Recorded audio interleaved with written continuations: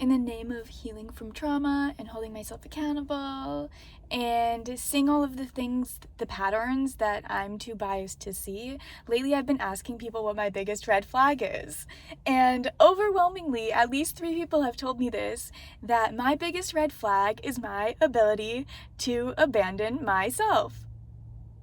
Oh. You mean the thing that kept me safe my entire childhood? Like, the reason people love me? My ability to abandon myself for other people and do what they wanted? You mean what I was doing in my marriage?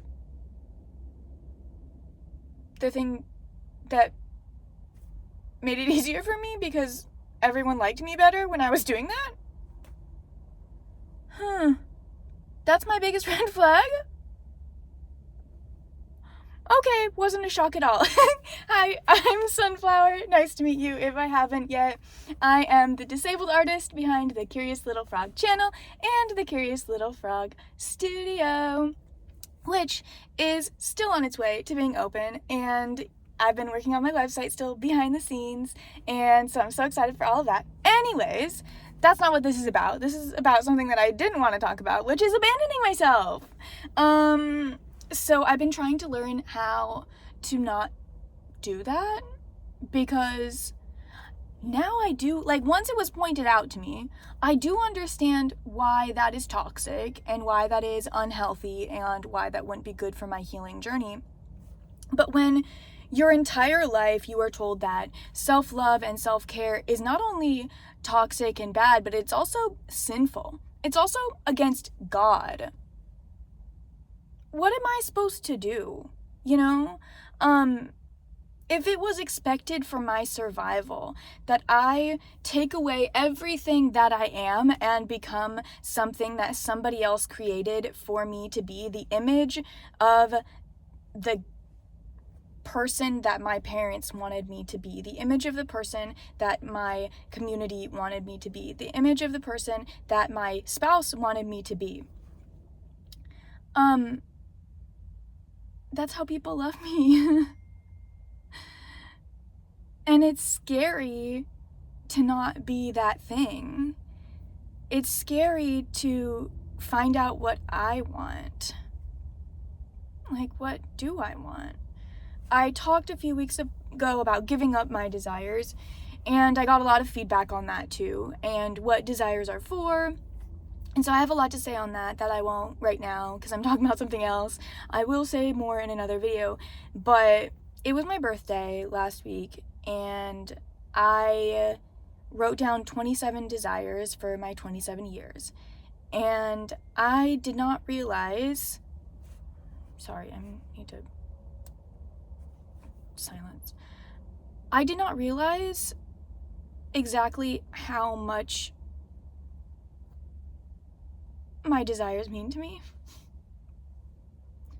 I've been working off of people's desires for me that weren't my own, and then when I faced my own desires, which was really incredibly difficult, I had to practice writing some down. I had to make like sample lists of what I might want to desire, because I cannot face my own desires without extreme fear.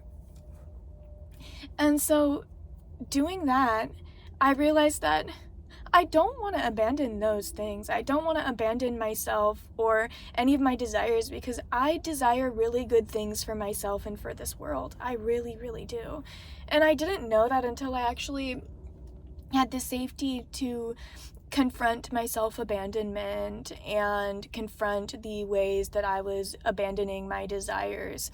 And in doing so, working on somebody else's desires, maybe desires of the system to be a certain way, desires of my past to fit into the box that made me loved in that community, or all of these different survival mechanisms, which was abandoning myself for somebody else's ideas. Okay, I need to take a breath. One moment.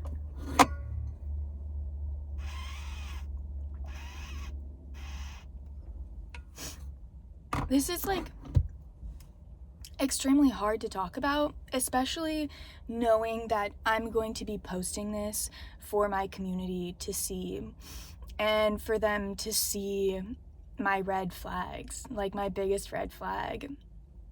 And also knowing that if you're an empath, or that's just one of the words, if you are a very caring person, if you grew up in purity culture, if you were abused, if you were forced to fit in a box, if you were made to be submissive, or any of these different things, then you know what I'm talking about. And how do you stop doing that? How do you stop abandoning yourself? And the first thing that I am starting to do is find the ways where I'm abandoning myself. I'm doing that by creating my own schedule, putting everything that I want in it, guessing my capacity, because every week I've made a schedule, my capacity has been lower than the things that I wrote down. And I noticed that I was skipping the things that I was doing for myself and choosing my limited capacity to do things with and for other people. So tracking where I'm abandoning myself has been a really good first step for me, but all that did was show me that I was, in fact, abandoning myself for other people. And it was like, yeah, that's what other people just told me. I didn't really learn any new information. It just gave me a tool to change it. So this week, I'm doing less with other people, and I'm doing more for myself. And I noticed that on the days that I have stuff for myself, it is so hard to get the dopamine, or I'm not sure, because I'm not a neuroscientist. It's dopamine, oxytocin, serotonin, one of those good chemicals that makes you feel motivated. I really struggle to feel motivated to do anything for myself. I don't get that good feeling yet. And so that's another thing, working through not getting that good feeling, or giving myself the smallest type of reward for doing something, like even if it's a little piece of candy, like something that, treating myself like a kid, I guess, that needs help with motivation, because I was a kid that needed help with motivation, and I was motivated by fear and scarcity. So that's what my brain, when I'm doing something for myself, it automatically is like, okay, motivate yourself with fear and scarcity. If you don't do this, you're going to blank. If you don't do this, someone is going to blank. That doesn't work for me anymore. That worked in survival, but I'm trying to move out of survival and into in abundance.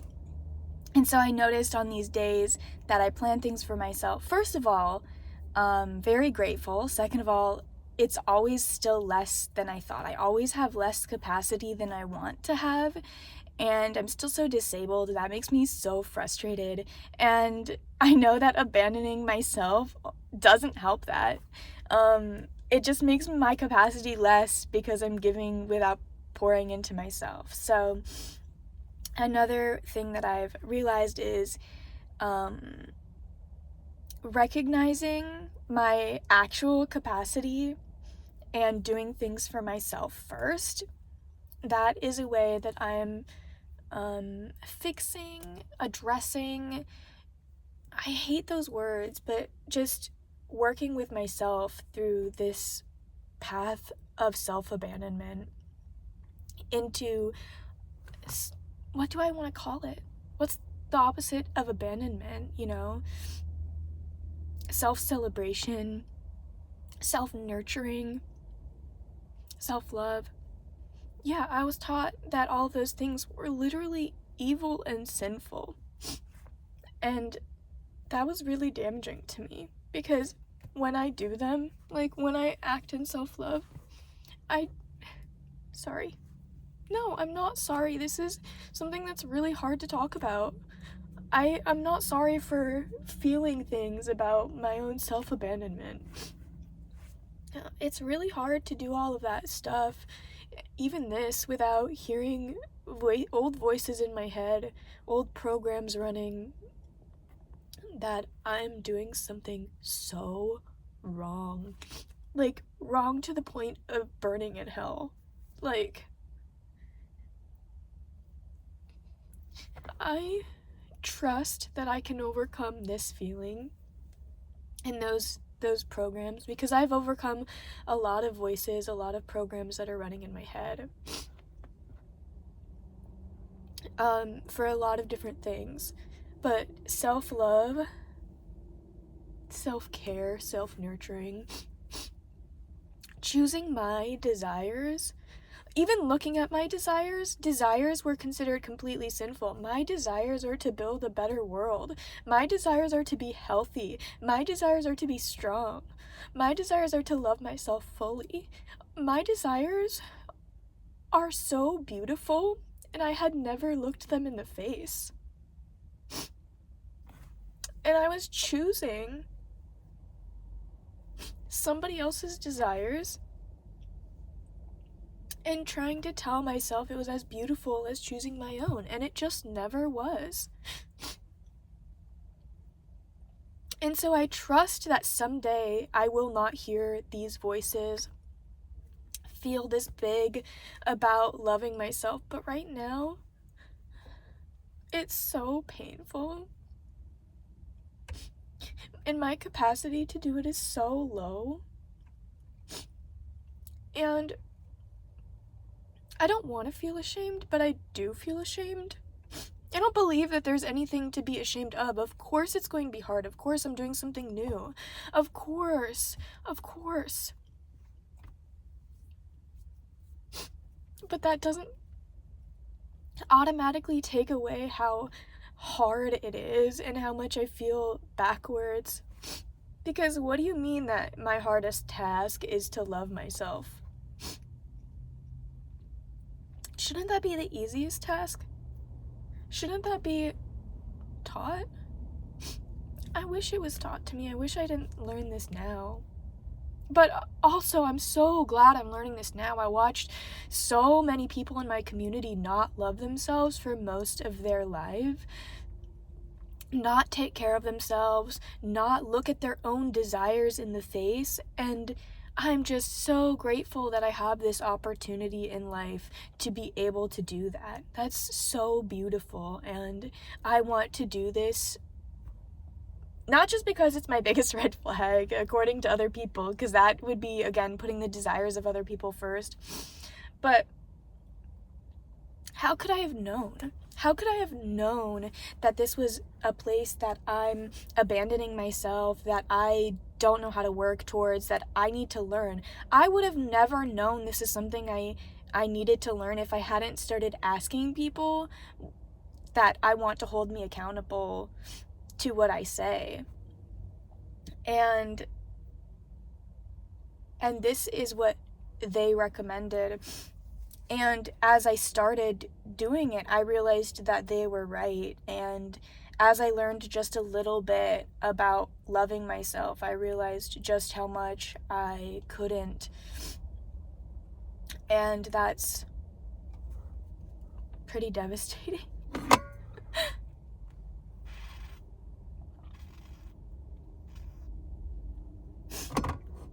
Anyway, I'm really trying.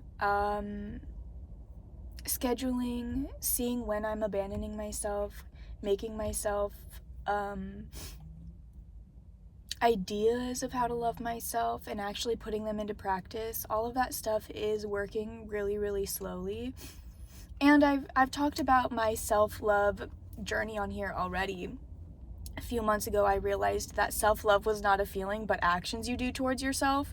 And so that lesson has really helped me in this one as well. And it's like compounding all of these things that I've been learning. But it's almost like when you don't know something at all, you have no idea how much you have to learn. If I had never heard of rocket science, I would not know how little I know about rocket science. I would just not know anything about it. And so this self-love thing that I've been forcibly ignoring and that I didn't know anything about, I had no idea how much I had to learn. And so every time I learn a little bit about self-love, I'm also learning how much I have to go and how much this is a never-ending journey of looking at yourself and looking at your life and looking at your desires and looking at your habits and looking at the way you spend your time and looking at the way you treat yourself and versus the way you treat other people. There is so much in this journey of self-love that I had no idea about. Yeah, because how could I? How could I? So I'm trying to be gentle with myself in this journey, but be honest about how it feels, like how hard it is. And I also want to show all of that to you because this feeling makes me want to give up and go back to the easier thing, the survival thing, which is just asking other people what they want from me and doing that, because I know that I can make a difference if I do that. I don't know for sure that this journey of self-love can make a difference that I'm doing right now. And I believe it will. Like, I absolutely believe it. But this feeling that I have right now where I just can't stop feeling overwhelmed and like I'm doing something wrong. And so I want to show that to you in case you have never loved yourself and you have been taught that you shouldn't, because it does hurt, especially right away. And I don't want you or me to give up because of this feeling, this pain, I want to abandon this. I don't want to abandon my self-love anymore. I want to abandon the idea that self-love is sinful, that there's something to be ashamed about, that there's something to be guilty about. That's what I want to abandon. I don't want to abandon my desires anymore. I don't want to abandon my love for myself anymore. I just don't want to do that. And I know that it will only help me be more of what I want to be towards my community. So, okay. I'm a mess. I needed to go clean up my face, and thank you for listening and being here. As always, there is mutual aid in the description, and I just can't even do an outro because, ugh, yuck. Okay, bye.